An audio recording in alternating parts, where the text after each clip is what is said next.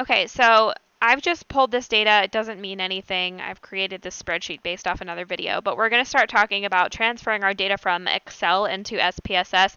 Things that you need to know for real world practice. I am not kidding you. You will be in SPSS for hours if you don't figure this out early. So, this data looks like it's a jumbled mess right now, right? So we have males and females, we have our control and counseling groups. These are organized nicely here. And then we have some medication. We have people who are in a control group for medication, and then it looks like we have a couple of different dosages for medications. So we're going to need to relabel these variables before we throw them in SPSS because I'm not kidding. This would be a nightmare to deal with in any computing software. So let's get started. In this case, when our variables are not nicely ordered, they're kind of jumbled all together.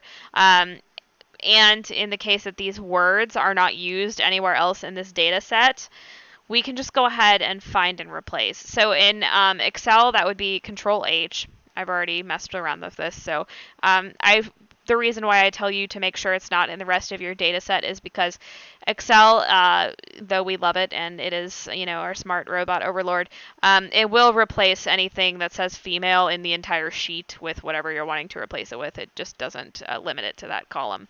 So we're going to go ahead and replace all. And then we'll just say we want male to be 1. You can start with 0, you can start with 1. It depends on what your investigator wants or whatever. I've seen it done both ways. I'm just doing it 0 for the sake of this video. So we're going to do the same thing for control and treatment. Control is going to be 0.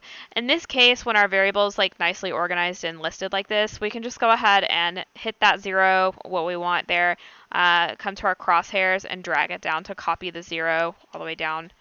And we'll do the same thing for treatment. So again, in this group, typing a 0 in each cell or wherever you need it is time consuming. So let's do our 0. We'll drag him to where we need him. And then just copy your 0, Control C, and paste it down where you need it again and drag it. In this case, like I said, we have a couple different dosages. So our 10 milligram dose will be 1. And then our 20 milligram dose is 2. And we can copy and paste and drag.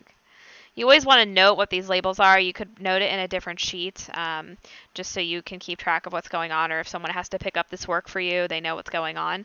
But now this data is a lot more manageable. We can read it a lot easier, and it'll be a lot easier to work with in SPSS. So in our next video, we're going to transfer it over to SPSS, and then we're going to start talking about what the data means.